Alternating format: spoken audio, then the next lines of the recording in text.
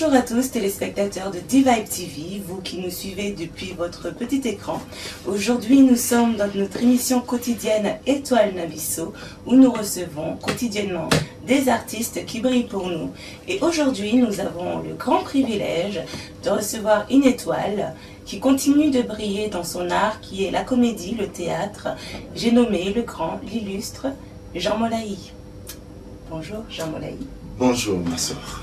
Alors bienvenue sur notre plateau. Merci beaucoup. Nous savons comme il est difficile de te rencontrer, je me permets de te tutoyer, puisque vous êtes pris de par l'Europe, de par l'Afrique, par ce qui vous caractérise, à savoir votre art en tant que comédien. Donc aujourd'hui nous avons cet immense privilège, comme je le disais, de vous recevoir. Et donc nous allons profiter de cet instant pour partager avec vous et connaître un peu plus de vous. Merci beaucoup, je suis là. Voilà. Alors Jean Molaï, oui. L'homme, qui est-il? Jean Molaï, c'est un monsieur qui ne s'appelle pas Jean Molaï, mais la personne, l'homme, c'est monsieur Soukama Bamba, Jean. Évidemment, je suis natif du Congo, et puis je suis un artiste, et à partir de l'artiste, d'où est venu le nom de Jean Molaï. Je suis monsieur Soukama Bamba. Voilà, donc, le prénom reste toujours le même, celui que vous a donné vos parents. Oui. Et en fait, savez-vous la signification de Jean? Évidemment, comme je suis d'origine chrétienne, c'est un nom biblique. Mes parents étaient des chrétiens. Alors, comme tout enfant qui n'a pas choisi, mais en fin de compte, il hérite de quelque chose. Donc, je n'ai pas choisi d'être né Jean, mais c'est les parents qui ont choisi le nom de Jean. Et je l'ai accepté volontairement. Et puis, je me dis, ça me va aussi bien parce que ça me personnifie à la langue, quoi. Et c'est ça mon personnage et ma personne. Voilà. Alors, Jean dans le secret, ça veut dire comblé de grâce par Dieu. Alors, j'espère que toute votre vie n'est qu'une grâce. En tout cas, vos parents ont bien choisi. Merci. Et vous représentez bien, en tout cas, l'art qui est le vôtre, à savoir la comédie. Et nous allons en savoir encore un peu plus tout au long de cette émission. L'artiste. Oui. Jean Molaï, en qualité d'artiste, c'est un monsieur qui a débuté son art théâtral vers les années 87, en 1987 à Kinshasa. Et ça m'est apparu de faire le cinéma. Malheureusement, au pays, il n'y en avait pas assez de structures pouvant me permettre de faire mon cinéma congolais. Et je me suis basé à commencer par le théâtre. Et partant du théâtre, j'ai fait l'Institut national des arts. Après l'Institut national des arts, je me suis spécialisé dans la réalisation scénique. Qui dit réalisation scénique, c'est un réalisateur de télévision, en même temps réalisateur comme metteur en scène, en même temps chorégraphe. Et c'est ce qui m'a donné tous ces talents dont je suis maintenant tributaire du nom de Molaï. Voilà, donc c'est différentes casquettes qui font le trait d'union avec une créativité à tout bout de champ. C'est ça. Au fait, je me dis, en étant artiste, maintenant j'ai plusieurs casquettes. Je suis un metteur en scène, je suis un réalisateur télé, je suis un comédien. C'est une des qualités d'un metteur en scène. D'abord, il doit être un comédien, il doit être un danseur, il doit être un régisseur, il doit être un directeur photo. D'abord, un réalisateur doit connaître toutes ces notions-là, parce que ça va lui permettre, lorsqu'il veut monter sa pièce ou son spectacle, il doit avoir toutes ces qualités. C'est ce qui m'a poussé à faire ça à l'Institut national des arts. Mais au début, j'étais un simple acteur et puis je suis parti apprendre à l'école pour maîtriser mon art.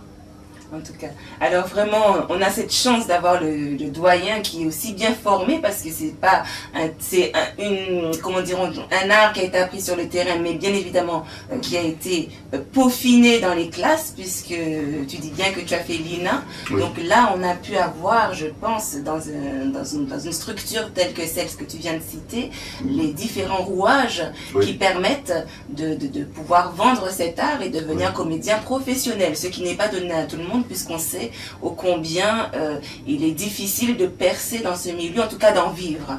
Alors est-ce qu'on peut dire que Jean Molaï vit de son art avec les différentes casquettes qu'il chapeaute? Évidemment, oui, je suis un comédien professionnel parce que ici en France, j'ai travaillé au Théâtre National de Rennes, ça c'est un professionnalisme. Je ne gagnais que dans ces domaines-là. Ma vie a été, j'avais un bulletin de paye, j'étais payé au théâtre. Comme j'étais intermittent, le temps de terminer une saison, le temps d'attendre une autre programmation. Donc c'est ça un peu ici. Si les comédiens ne jouent pas, il attend un autre casting, soit une autre distribution pouvant les permettre de monter sur scène. Mais si je ne suis pas dans le théâtre classique, je suis dans le théâtre congolais où je travaille dans le théâtre populaire, donc des télédramatiques où j'ai fait des tournages de films congolais, des films africains. Mais si je ne suis pas là, je suis dans la chorégraphie où je fais la danse traditionnelle, la danse africaine, où je fais mes spectacles de tournée des danses folkloriques. Ici en Europe, il y en a plein de festivals. Donc je suis toujours dans ces rouages-là, théâtre, danse, cinéma, et puis un peu dans le ludique aussi, dans le domaine des jeux. Donc je suis là. D'accord. Donc on va commencer par le théâtre. Oui. Puisque c'est ce qui fait qu'on te connaît davantage, en tout cas par ce biais-là, sans mettre de côté bien évidemment les autres casquettes que tu maîtrises à la perfection aujourd'hui, on peut dire. Oui. Donc voilà. Parlons du théâtre. Quelle est la personne au niveau du théâtre qui a donné l'envie à Jean Moulaï de dire eh ben, aujourd'hui c'est ça qui me fait vibrer, c'est ce que je voudrais faire et c'est ce que je suis aujourd'hui, un comédien à temps plein? Il y en a beaucoup hein, que j'ai aimé à l'époque. Il y a le Feu et Ballet Mondial, il y a ceux qui sont vivants. Là, c'est dans le genre de théâtre congolais, les théâtres de chez nous. Et Ballet Mondial, les Malumiango, Idrissa Mwans, Paul Ngamongwele, Koko Ndakom. Ce sont des potes à moi qui m'ont stimulé à parfaire mon art. Il y a aussi les gens de la scène, le Feu Mutombo Bouchi, qui n'est plus de ce monde, dont son âme se repose en paix, là où il est. Donc ce sont des modèles du théâtre congolais qui m'ont inspiré. Et partant aussi à l'école, il y en a eu plusieurs. Il y a mon professeur, Ndondo Kivuila, il y a le metteur en scène de metteur en scène qui est le professeur Mwambaï Kalengai. Ce sont des gens qui nous ont poussés à rester au théâtre. Et partant de ce qu'ils nous ont appris, et partant de moi-même, je me dis, bon, pourquoi pas faire comme eux? C'est pour cela que j'étais dans le théâtre.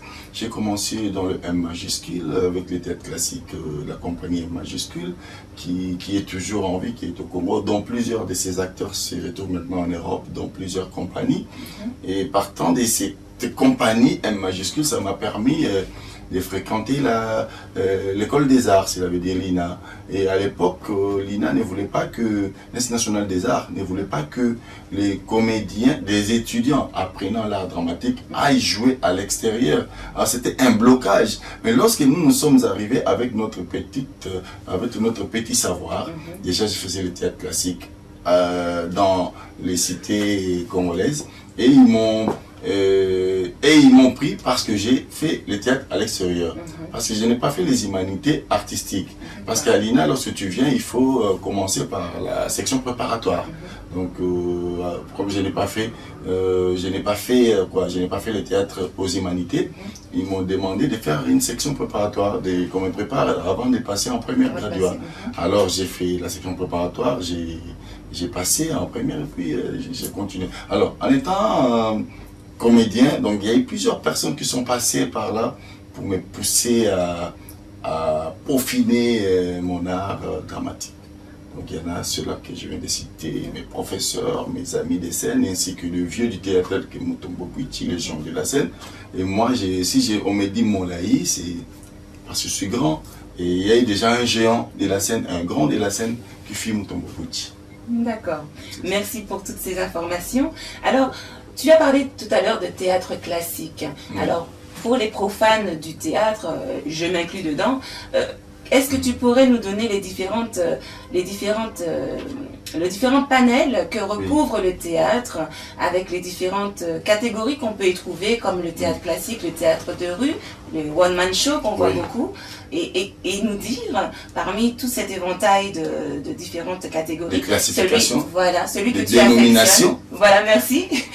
Je suis dans les tout parce que j'ai fait les théâtres d'intervention, j'ai fait les one-man show, je fais les théâtres classiques, je fais les théâtres populaires, entre guillemets, congolais, donc les télédramatiques. Et j'ai fait beaucoup de théâtre. J'ai fait l'opérette à l'école, j'ai fait de l'opéra à l'école. Donc tout ça, ce sont des catégories, des dénominations théâtrales. Je peux prendre d'abord en premier ce que les gens ne connaissent pas. L'opéra, c'est les théâtres chantés. C'est les théâtres chantés dont le message est apporté par la musique, par le chant. Il y a un chœur, il y a un orchestre et il y a des artistes qui chantent. Et le message dans l'opéra, ça se passe par le chant. Il y a l'opérette qui est sous forme d'opéra, dont il y a un soubassement musical, dont le message est apporté par la bouffonnerie. La bouffonnerie, c'est quoi? C'est la comédie par exagération. Hein, c'est ça la bouffonnerie. Tu vois les comédiens qui rentrent sur scène avec des slips dans la tête. Soit ils portent, au lieu de porter une ceinture, ils portent un queue de cheval, une queue de cheval. Donc au lieu de porter l'accessoire. On détourne l'accessoire de sa fonction première. C'est ça. Alors, il y a quoi? Le genre que le Congolais aime bien, c'est les gens qui suivent ici, peut-être en Europe, au pays, c'est le genre télédramatique, autrement dit, les théâtres populaires. C'est toujours du théâtre, mais sauf que c'est utilisé sur des supports vidéo, des supports télévisuels. Et là-dedans, tout ce que vous connaissez chez les Congolais, ceux qui se disent des comédiens, des cinéastes, entre guillemets, c'est des télédramatiques. Il y a un fond dramatique. Le drama, c'est quoi? C'est le théâtre, tout court. Le drame, c'est le théâtre. Et lorsqu'on utilise maintenant un support audiovisuel, donc c'est le télédramatique. Alors c'est ce que font beaucoup des Congolais actuellement. Et je rentre aussi dans les domaines classiques. Dans les domaines classiques, c'est quoi? Lorsqu'on dit le théâtre classique, c'est un théâtre qui est dirigé par un maître dans une classe. Pas dans une classe entre guillemets, mais ça s'est fait sur une scène avec une scène et un public. Cela veut dire quoi? Il y a un public de l'autre côté et une scène de l'autre côté, mais dirigée par un metteur en scène qui place les comédiens sur scène. Pourquoi la classe? Une classe a été toujours dirigée par un maître. Et les élèves, c'est les acteurs. Les acteurs jouent devant un public. Et pourquoi c'est une classe? Il y a des méthodes. Qui dit méthode, on ne joue pas n'importe comment. Tout ce que vous allez citer ou vous allez dire sur une scène, ça doit être étudié et calculé. Les comédiens, lorsqu'ils jouent sur scène, ils doivent tenir compte du public. Le public est de l'autre côté de la scène, du côté public, et du côté jardin ou du côté court du plateau de la scène. Donc, et les comédiens sont sur un plateau, ils parlent devant un public.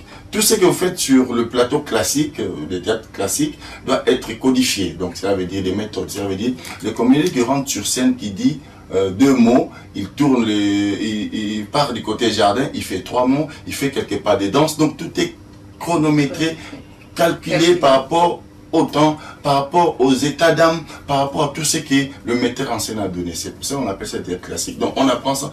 Tout le monde peut le faire, parce que c'est une école.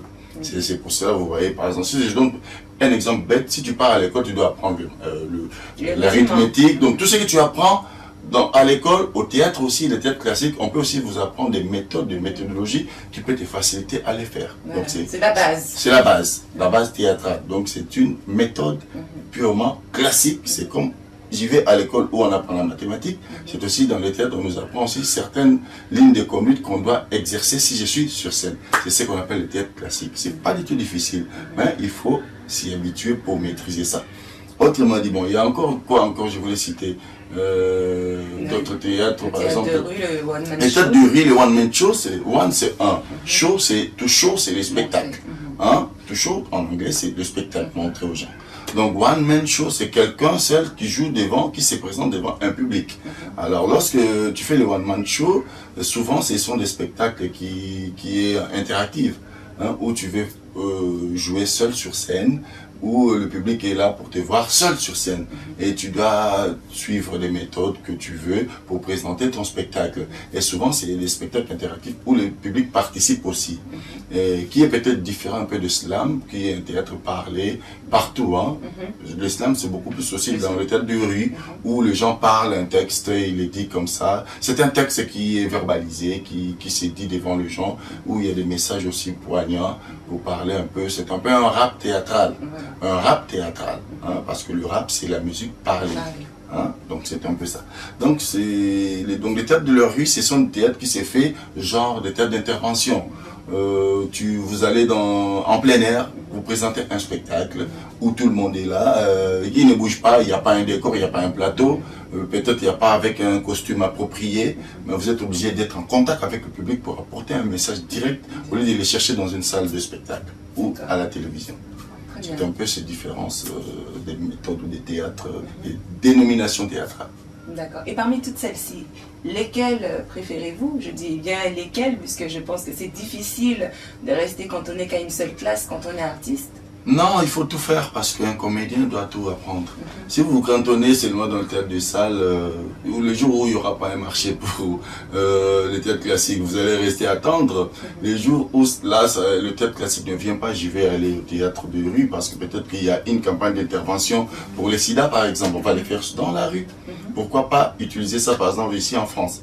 Si on veut apprendre aux gens des problèmes des sida, des paludismes ou des problèmes des... Bon, pas en France, il n'y a pas lu, mais des problèmes des hépatites, tout ça. Et peut-être on veut viser un public cible de jeunes dans les stades ou en dehors des stades ou dans des gares. On utilise aussi des comédiens. Donc, ça, le théâtre de rue, ils viennent là-bas, ils ont un public en face d'eux. Ils exploitent leur talent théâtral pour montrer quand même qu'il y a peut-être une maladie qu'il faut faire attention. Donc ça se passe là où vous êtes, partout, on utilise le théâtre de rue. Donc alors un comédien doit tout apprendre pour lui éviter autant d'obstacles. Sinon, quand il n'y aura pas de théâtre de rue, peut-être il y aura les cinémas ou bien les télédramatiques, tu peux aller donner un coup de pouce là-bas. Donc moi je trouve qu'on est là pour tout faire. Très bien, donc on parle bien de solidarité inter-artistes en même temps. Hein? Oui. Alors je voudrais rebondir sur les qualités qui font, puisqu'on a parlé de classe, oui.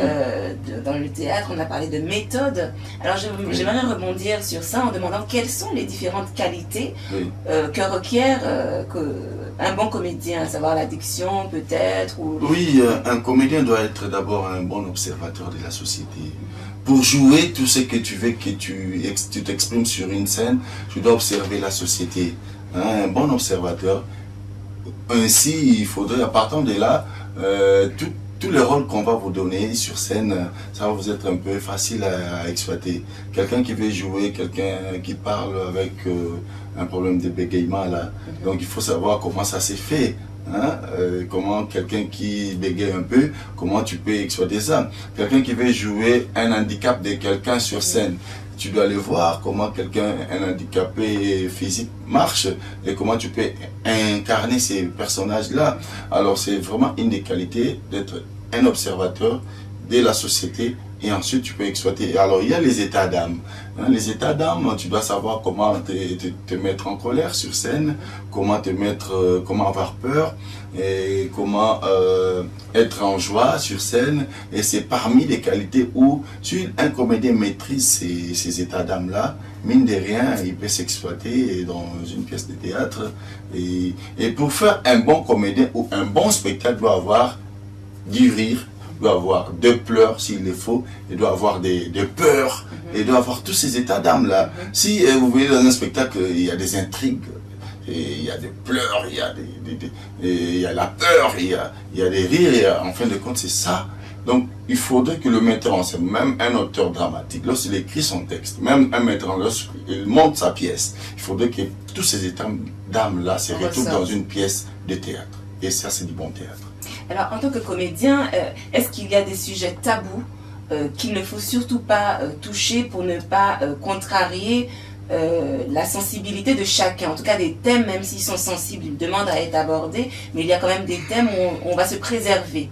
Il n'y a pas de sujet tabou pour un artiste, sauf que dans des communautés, il y a des trucs tabous. Mais au théâtre, il n'y en a pas. Il n'y en a pas. Mais sauf que dans des communautés ou dans certains pays, d'abord il y a la religion qui est devenue une bête noire des gens. Hein, la religion est venue là pour saboter un peu l'art. Et moi je me dis en qualité d'artiste, après Dieu c'est l'artiste. Vous savez, pour façonner votre studio, il y a d'abord l'artiste qui est passé ici pour faire ses décors. Il y a un photographe qui vous a fait cette carte-là que nous voyons derrière vous dans les décors. Donc c'est l'artiste. Et donc l'artiste n'a pas de limites.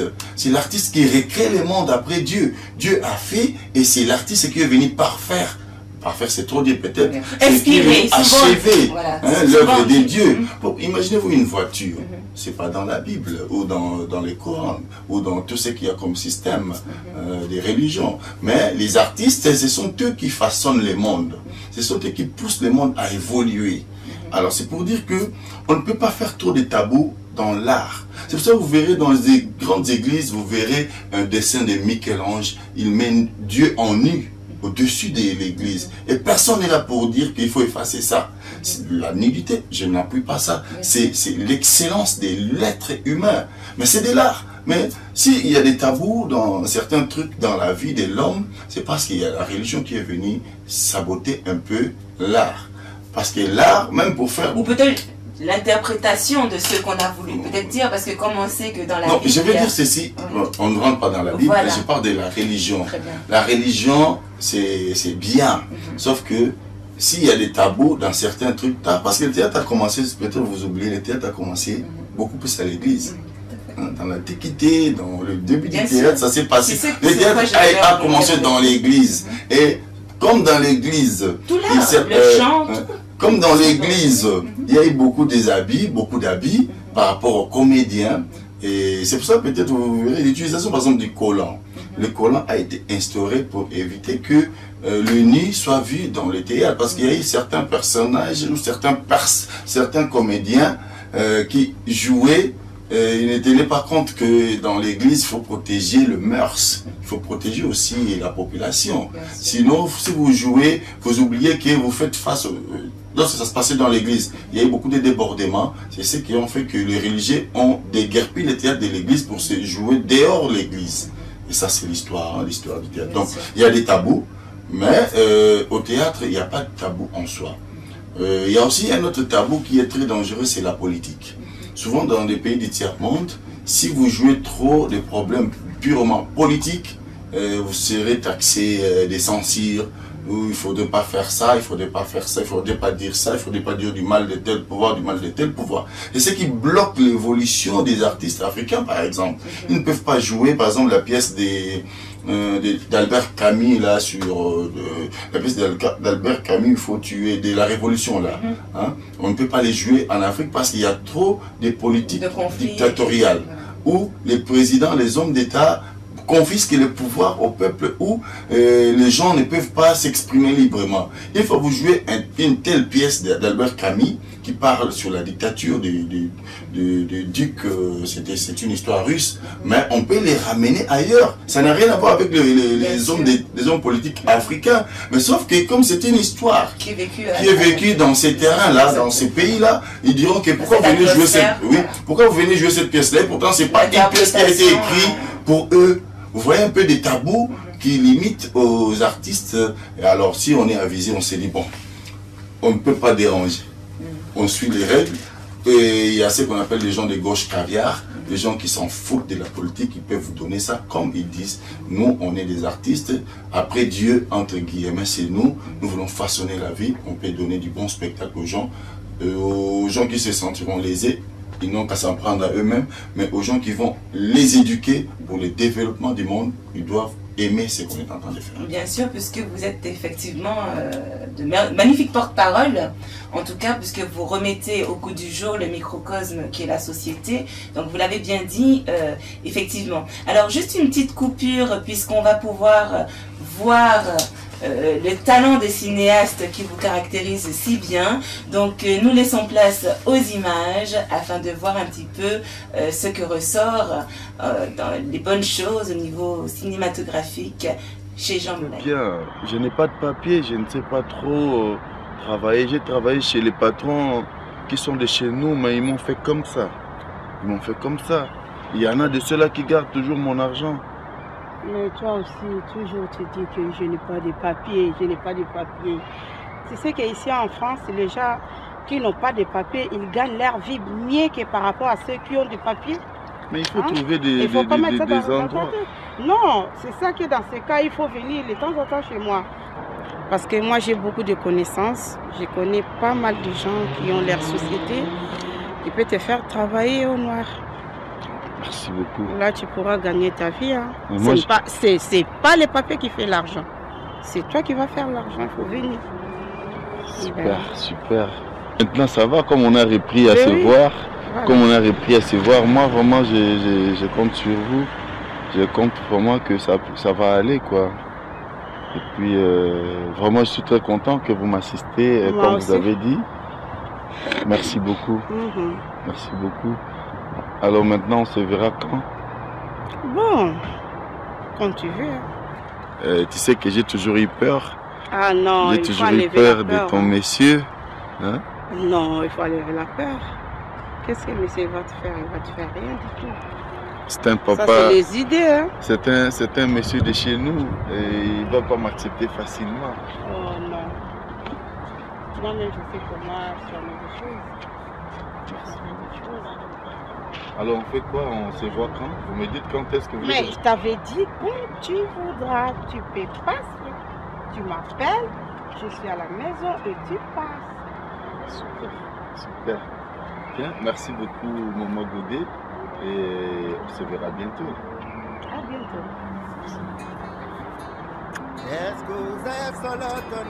Bientôt.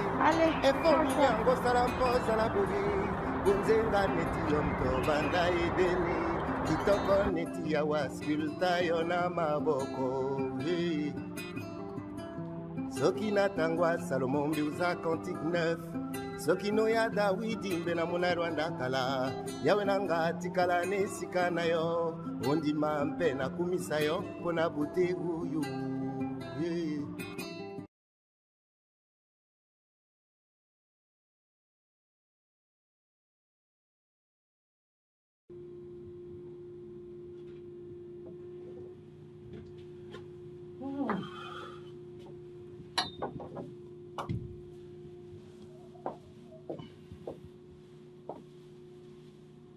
Chérie, comment vas-tu?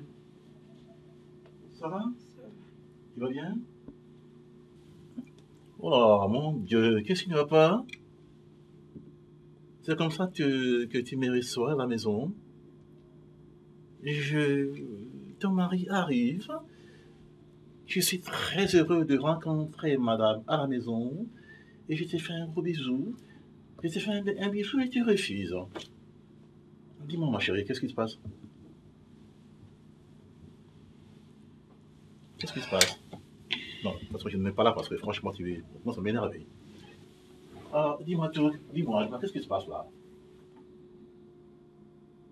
Qu'est-ce qui se passe? Dis-moi.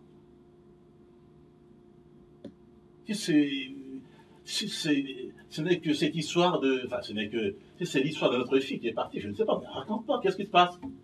Depuis quand tu me refuses un bisou? Je veux que tu me dises, que tu m'expliques pourquoi tu me refuses ces bisous habituels. Je rentre du travail, de mes affaires, de mon magasin, je rentre à la maison, je fais un bisou à ma femme et ma femme qui refuse. Alors, explique-moi, dis-moi, pourquoi ce refus? Aujourd'hui, maintenant, là, pourquoi ce refus? Je ne vais pas, encore tu vas en revenir, ensuite tu vas me ressasser encore l'histoire de notre fille. Ah bon?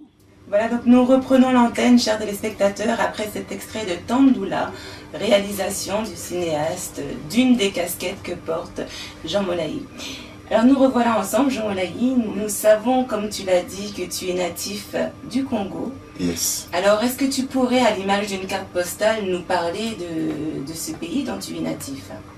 Le Congo, autrement dit la République démocratique du Congo, dont Kinshasa est la capitale, c'est un beau pays, c'est un grand village qui a plus de 480 tribus, plus de 280 ethnies, et puis dont il y a un fleuve qui est le majestueux fleuve Congo, qui sépare entre les deux Congos, cela veut dire rive de Brazzaville et rive de Kinshasa, séparés par deux beaches, Ngobila. Donc c'est un joli pays dont à l'époque, aux années 60, quand nous avons eu notre indépendance, c'était dirigé par Monsieur Kasavubu, et après les reines de Kasavubu, on a vu Mobutu qui est passé, ainsi après l'avènement de l'AFDEL conduit par les Mzé, Laurent Désiré Kabila, et ensuite érigé par son fils, l'actuel président qui est le 4e président de la République démocratique du Congo, Kabila Kabange, et ainsi de suite. Donc il y a une continuité au Congo. Alors qui dit carte postale, le Congo, c'est un grand pays qui est encore inhabitable. C'est pour dire qu'il y a encore de la place pour tout le monde. Donc il y a beaucoup de parcs zoologiques qu'on peut trouver. Nous en avons, je pense, 5 si je ne me trompe pas, où on peut trouver tous les animaux de l'Afrique au moins. Chez nous, on peut trouver les gorilles des montagnes, on peut trouver l'okapi, qui est l'animal par excellence au Congo, malgré qu'il n'est pas notre totem, mais c'est vraiment l'animal dont on ne peut trouver qu'au Congo. Et c'est au parc Salonga, à l'Équateur. C'est vraiment intéressant. Malheureusement, c'est maintenant un animal en extinction qu'on doit protéger parce qu'il se voit rarement. C'est vraiment déplorable pour nous parce que notre pays est en proie de plusieurs problèmes d'ordre politique, de guerre, tout ça. Mais j'espère que très prochainement, comme il y aura la fin de la guerre, on va retrouver la paix qu'on est en train de chercher. Et j'espère bien que le tourisme va revenir au Congo. Et Kinshasa, qui est notre capitale, c'est une belle ville où il fait beau vivre. Hein. À l'époque, on l'appelait Kinshasa la Belle. Hein. Kinshasa, où tous les artistes que vous ne connaissez pas sont passés par là. Et je citerai les grands Manu Dibango, où à l'époque il était venu apprendre la musique chez nous à Kinshasa. Il a fait même une chanson sur Kinshasa, le vieux Manu Dibango. Et il y a des grands artistes tels que les Johnny Pacheco qui ont travaillé avec des célébrités congolaises telles que Grand Calais Jeff Kabasele. C'est toujours à Kinshasa. Donc ce sont des gens, nous à l'époque on faisait de la musique afro-cubaine, ça s'est passé chez nous. Donc la rumba que vous entendez là, c'était une musique qui est soutenue par la rumba congolaise et la musique afro-cubaine. Donc c'est pour dire que c'était les fondements de Kinshasa. On a vu des grandes personnes qui sont passées par chez nous telles que François Louga, il y a celui qui est décédé au Cameroun, il y a encore qui c'est Ebo Alotin, ce sont des noms qui sont passés vers chez nous. Et à l'époque, Kinshasa recevait même des médecins sud-africains qui venaient apprendre au Congo, Léopoldville, pour apprendre leur métier de médecine. Donc aujourd'hui, nous sommes un peu à l'assaut où nous sommes un peu négligés parce que maintenant, il y a beaucoup de Congolais qui quittent leur pays pour aller s'immigrer ailleurs.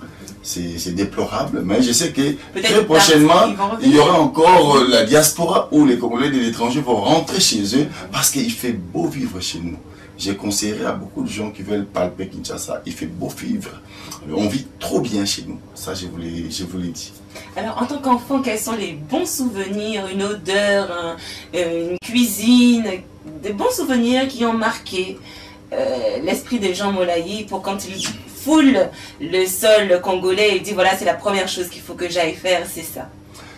Pour la bouffe ou l'alimentation, nous mangeons d'abord bio. C'est pour dire que nous, tout n'est pas en boîte de conserve. Peut-être que ces derniers temps, comme il y a trop de poulets qui reviennent de l'Europe, qui va vers chez nous, dont on ne conseille pas trop aux gens de les consommer parce que souvent, ce sont des choses qui ont eu des dates de péremption un peu étriquées. Ça, il faudrait que je dise à mes frères. Il faudrait consommer locaux, s'il faudrait, parce que chez nous, on mange souvent le mets tel que les ndunda, ce sont des légumes, et on mange les fumbwa pour les bakongo, on mange les pondu pour les baluba, et on mange les malemba pour les ngala, et on mange beaucoup plus pour les swahili, les makemba. Donc ceci dit, on peut s'y retrouver dans tout ça. Ce que je donne comme mets, tu peux les retrouver dans toutes les tribus ou dans toutes les communautés congolaises. C'est ce qu'on mange souvent, le fumbwa, les pondu, c'est des feuilles de manioc. Hein. Il y a le malemba, c'est toujours dans le manioc. Là, c'est les peuples ngala, hein, les peuples du nord vers le Mbandaka qui mangent beaucoup le malemba. Cela veut dire qu'ils aiment beaucoup plus le poisson parce que chez eux, il y a une grande partie du fleuve qui traverse l'équateur où ils peuvent bien bouffer des poissons, des eaux douces. Donc nous sommes gâtés de ces côtés-là. Alors je sais qu'aussi qu'au Congo, il y a 4 langues nationales. Oui. Alors pourrais-tu peut-être dire un petit bonjour dans ces 4 langues peut-être? Ou si tu les Ça maîtrises pas toutes? ça me rappelle encore notre feu président Mobutu qui nous saluait dans les 4 langues vernaculaires, c'est les 4 langues nationales du Congo RDC. Chez les Balouba, on commence par Oudi Bimpe. Hein? Et je sais qu'ils me répondent Eyo. Hein? Ça veut dire donc ça va bien. Hein? Donc Oudi Bimpe, comment ça va? Eyo, ça va bien. Et chez nous, Mobutu, comme il aimait nous saluer par Bana Yaba Congo, il disait souvent, moi je suis du Congo. Oui, oui, j'avais compris. Bon, je peux le dire dans ma Mbotezeno, c'est-à-dire salut. Hein? Et ils vont me répondre Mbotekiaku. Donc ils me répondent ça va bien, hein, pour toi aussi ça va bien. Mbotekiaku pour toi. Et pour les swahiliphones, ils disent Jambo. Et ils peuvent répondre aussi Jambo Eno. Hein, donc salut bien pour toi. Pour les Quinois, c'est toujours Mbote. Mbote Nabino. Ils peuvent répondre Mbote, tout court. Ça va bien, donc ça va. Comment ça va? Ça va bien. Donc c'est ça le 4 langues qui fait de la gaieté et du plaisir dans le vécu quotidien de tous les Congolais où ils sont. Si vous parlez une de ces langues-là, directement on te considère un vrai Congolais. Alors, pour faire le trait d'union avec tout ça, parce qu'on voit bien que la vie au pays a marqué ta carrière d'artiste, puisqu'elle a donné vie à un ballet qui s'appelle Motema. Oui. Motema de RDC. Donc, est-ce que tu peux nous en parler? Et c'est aussi une façon de jouer la comédie par le ballet. Oui, le ballet, c'est le théâtre dansé. C'est un spectacle de théâtre dont le message est apporté par la danse. Donc, on exclut la parole, il y a un tout petit peu de chant, mais à travers la danse, on peut transporter un message que ce spectacle est en train de vulgariser. Et c'est ça le ballet. Donc, ceci dit, moi j'ai un ballet folklorique qui s'appelle ballet Motema. Le Motema, c'est cœur. C'est le ballet du cœur. Donc on travaille avec notre cœur. Tout ce que nous faisons là-bas, c'est pour extérioriser nos sentiments, nos pensées à travers notre folklore. Et qui dit ballet folklorique, pourquoi je suis allé puiser dans la folklorique, en fait, pourquoi je suis parti puiser dans les folklores, c'est parce que là-dedans, il y a une richesse incommensurable. Le Congo est vaste. Le Congo est très grand. Tu ne peux pas terminer le Congo aujourd'hui. Nous sommes 4 fois la France, 80 fois la Belgique. Vous imaginez où on va commencer, hein? Si la Belgique en soi, tu ne peux pas même commencer. Et la France, tu ne sais même par où commencer. Alors, quant à dire le Congo, c'est tellement grand. Donc c'est pour cela que j'exploite les folklores, parce que là au moins je sais que je peux puiser chez les Balouba, je peux puiser chez les Swahiliphones, je peux puiser chez les Lingalaphones, je peux puiser chez les Bakongo. Donc ceci dit, dans tous mes spectacles, on retrouve toutes ces cultures de 4 langues qui existaient dans mon ballet. Et je ne manque de rien pour exploiter un talent lubaphone, un talent congophone, un talent swahiliphone, un talent de lingalaphone. Donc il y a beaucoup de choses à faire, beaucoup de spectacles. Et à l'époque, je sais que vous n'êtes pas de chez nous, je sais que vous allez venir chez nous, vous allez vivre ce que nous avons comme qualité artistique, qualité de décor, de maquillage, de jeu de scène. Dans le folk congolais, on est riche. Mais en tout cas, est-ce que vous pouvez nous donner l'actualité de ce ballet Motema de RDC? Oui, le ballet Motema, le ballet Motema sera en tournée. D'abord, l'année a bien commencé. On a été à Vendôme, on a été à Évreux, on ira en Allemagne. On va clôturer notre année. On va débuter le nouvel an à Monaco et on sera à Bordeaux bientôt là. C'est pour dire que Il y a beaucoup d'activités pour la danse, hein, parce que vous savez ici, ça je ne parle que des activités de la compagnie, mais si je parle des activités connexes et annexes, cela veut dire nous sommes invités de gauche à droite dans tous les festivals de la France. Donc on est vraiment dans le travail. C'est pour dire que c'est pour cela que je m'étais dit, moi il faudrait que j'embrasse tout, il faut que je fasse le théâtre en étant artiste, homme de théâtre. Parce que là, si dans le théâtre de la scène, si je n'exploite pas le théâtre classique, je peux aller dans la danse ou j'exploite mon ballet, j'ai toujours des engagements à faire. Voilà.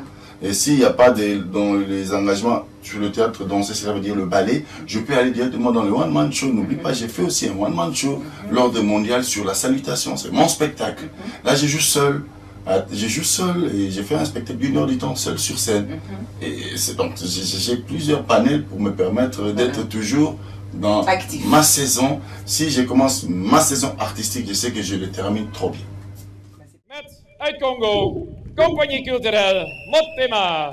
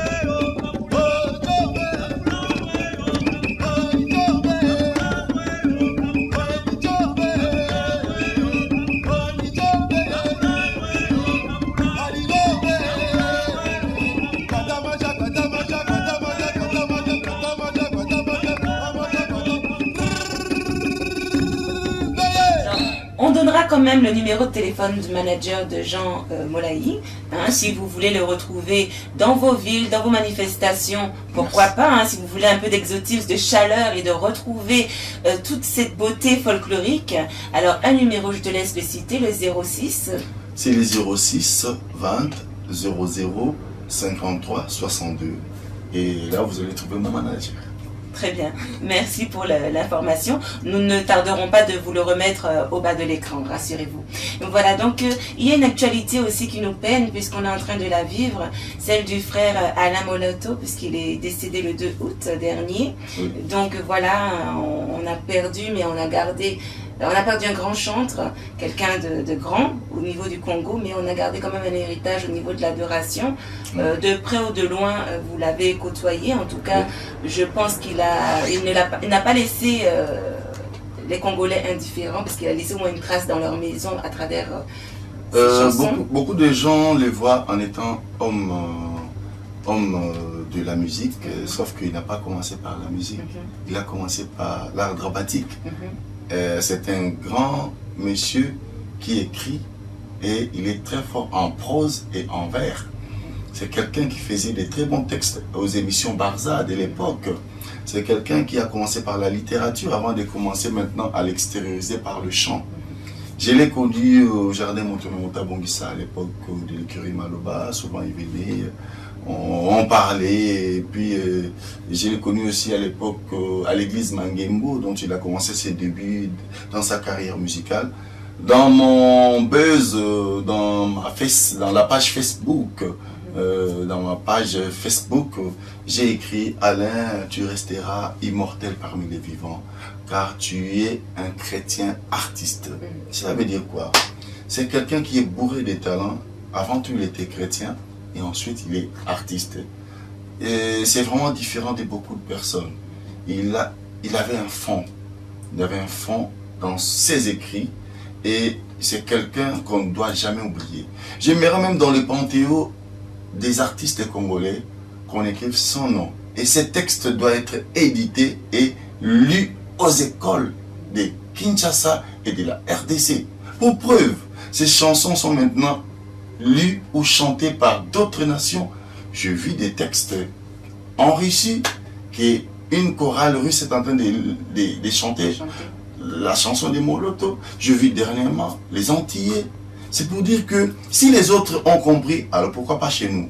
Il faudrait les ramener dans les panthéons, qu'on puisse voir Alain Moloto dans une image des célébrités, des célébrissimes, pouvant les permettre que les enfants qui vont venir demain, qu'ils lisent les textes, qu'ils écoutent les chansons. Moi, Alina, j'ai appris le texte de Franco Luambo, Makiadi.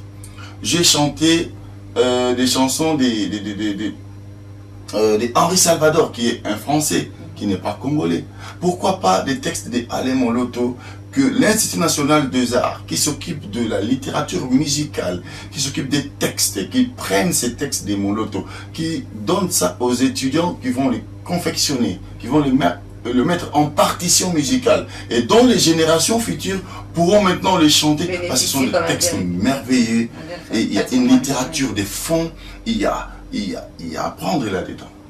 Et je me dis, en étant artiste, je connais les profondeurs des choses, et je me dis, ce monsieur n'est pas mort. Il demeure à jamais éternel. Moi, je ne les vois pas morts, hein. À tout moment, si je rentre dans ma voiture, je les mets, donc je les vis. L'artiste ne meurt pas. Voilà. C'est une belle conclusion, en tout cas, pour ce grand homme qu'il est. Donc, nous allons poursuivre avec une page musicale, tout simplement le ballet folklorique Motema de RDC. Donc, nous reprenons l'antenne sur ce beau ballet folklorique. Alors, Jean Molayi, toujours en votre présence. Oui. Je sais que vous avez aussi une casquette, celle de président. Ah bon. Et pas n'importe lequel. Le président de votre art, puisqu'il y a une association que vous chapeautez, oui, qui fait le trait d'union de tous les comédiens de l'étranger. Oui, j'ai été honoré par mes amis artistes et comédiens de l'étranger dans plusieurs séances de travail que nous avons fait une fois à Lani chez Gianni dans son église, et une deuxième fois chez Richard Lukao à Blon-sur-Seine. Et partant de toutes ces réunions, la communauté théâtrale de l'étranger, des comédiens congolais, ont préféré quand même me permettre de devenir responsable de cette association qui regroupe tout le monde, tous les artistes qui sont sortis hors les Congo se retrouveraient dans cette association, les artistes et comédiens, disons. Alors j'ai été élevé au grade de président pour chapeauter la dite association, et ça se passe bien pour le moment. On a des réunions régulièrement, parce que chaque mois on a des réunions, et le but de cette association c'est l'entraide et de revaloriser notre métier. Vous savez, ici en Europe, on ne sait pas rentrer dans le showbiz européen. Pourquoi? Pour rentrer là-dedans, il faut être fort. Et pour faire face à ces enjeux de l'Europe, il faudrait rentrer dans un cadre purement associatif. C'est pour cela que nous nous étions dit, il faut s'amener en étant un lobby, soit un cartel, une structure pouvant faire entendre notre voix. Et c'est pour ça que nous avons commencé par créer l'association. Et très bientôt, l'association, le temps que tout ce qui nous serait remis, cela veut dire les autorisations des préfectures. Déjà, il y a notre règlement d'ordre d'intérêt qui est fait. Il y a notre statut qui est déjà fini. Et on a la déclaration déjà. Dès que la préfecture nous donne déjà notre récépissé, au courant de ce mois d'ailleurs, et nous serons vraiment en mesure de fonctionner et de bien faire notre travail. Mais dans les coulisses, on est toujours en train de travailler parce que les artistes se sont dit être fiers de ce que nous avons créé. Et là-dedans, il y a des très bons projets, des sociétés, des très bons projets communautaires pouvant permettre que notre association aille de l'avant. Déjà, on fait des actions, même si je n'ai pas le droit de les dire ici, mais il y a des bonnes actions déjà dans ce que nous sommes en train de faire. Même si on n'a pas encore nous aurons notre récépissé bientôt pour permettre à l'association vraiment de mettre un siège pour commencer à fonctionner. Elle existe déjà, mais ça existe, mais on attend notre récépissé. Voilà, pour qu'elle puisse avoir une place sur le plan administratif. C'est ça. Voilà. Donc, nous continuons de poursuivre ces différentes casquettes. Là, c'est vraiment un marathon, puisque on va vraiment s'arrêter toujours de marathonner, mais là, pas sur n'importe quel monument, sur celui que tu as choisi, la Tour Eiffel, avec un jeu de société. Et oui, chers amis, un jeu de société qui s'appelle Tour Eiffel et qui a été conçu, réalisé, pensé pour les 5 à 105 ans. Voilà, un jeu de société, puisqu'on sait qu'autour du jeu de société, se créent des liens, on rit, on passe de bons moments, de bons échanges, de bons souvenirs. Alors voilà, je vous le présente, Tour Eiffel, créé par Monsieur Jean Molayi. Il va nous dire un petit peu comment est venue l'idée de ce concept et pourquoi un jeu autour de la Tour Eiffel. Oui, moi j'ai travaillé beaucoup dans les domaines des enfants et dans les domaines des ludiques. Je suis d'abord un éducateur de la société et au Congo j'ai travaillé avec beaucoup d'associations qui œuvrent sur la bonne enfance.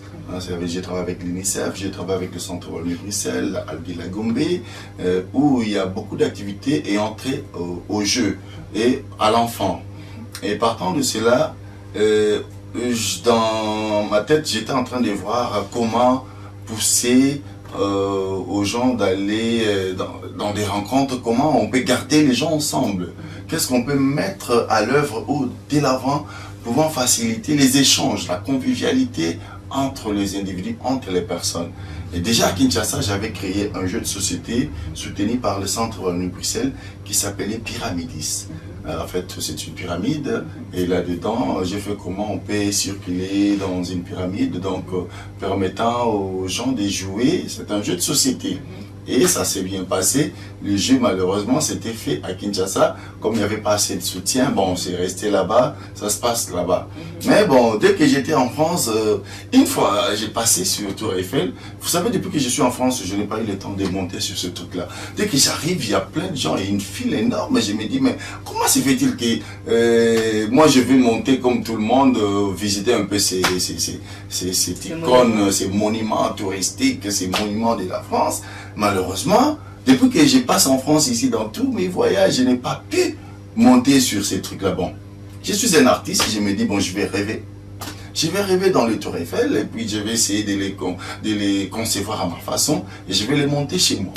Et partant de cela, j'ai essayé de griffonner quelque chose, de rentrer là-dedans spirituellement et j'ai créé ce jeu de société. Pour moi, lorsque je monte sur Tour Eiffel, parce que je n'ai pas le droit d'exploiter le nom de Tour Eiffel, parce que c'est protégé, donc j'ai le droit d'exploiter autre chose, mais pas les noms qui est protégé par la mairie de Paris. Donc j'étais obligé de faire Tour Eiffel et c'est un jeu de société qui se joue de 5 à 105 ans, pour permettre au moins aux gens qui ont les soucis de monter parce qu'il y a une queue énorme, il y a beaucoup de gens, beaucoup de touristes qui profitent parce qu'il ne faut pas oublier, Tour Eiffel ramène 6 500 000 personnes chaque année qui prennent les visas. Ce ne sont pas des gens qui habitent ici en France, mais des gens qui viennent de l'extérieur rien que pour visiter ça. Pour moi, je me disais, les Français ont bien réfléchi. Pourquoi pas moi aussi de réfléchir pour les autres? Parce que beaucoup de gens viennent, parce qu'il n'a qu'un jour, il doit visiter, il doit monter, il monte pas. Il rentre avec ça. Moi, il va monter.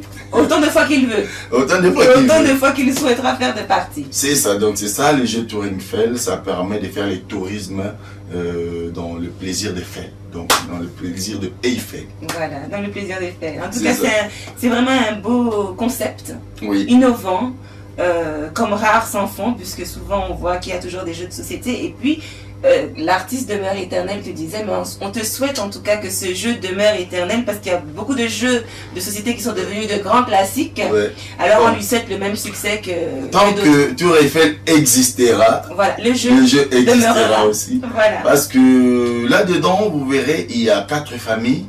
J'ai mes jouets, en fait, les petits jouets qui sont en cartes. Conçu par la société Abeille, et c'est un jeu qui est fabriqué en France. Ça, c'est un avantage. Ici, en France, on a besoin maintenant qui est le Made in France. Donc, marque fait en France. Alors, moi, j'ai eu la chance de fabriquer mon jeu en France. C'est pas fabriqué en Asie. C'est pour dire que les Français vont se réjouir. Au moins, il y a quelqu'un qui a pensé à eux, qui a voulu aussi donner du travail aux Français, parce que l'usine qui fabrique ce jeu, au moins, exploite les Français.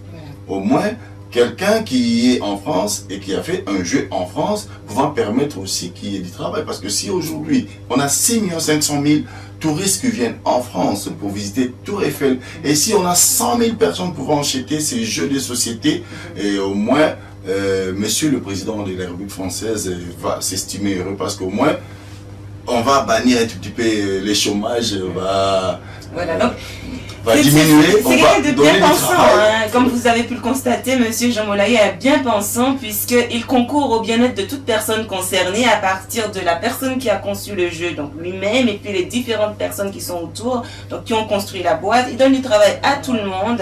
Donc comment pallier à la crise? Je pense qu'il a encore beaucoup de bonnes idées. Il y a plusieurs avantages, parce que les gens qui jouent le jeu, d'abord, j'ai un dé en polyèdre qui a 12 côtés, base pentagone.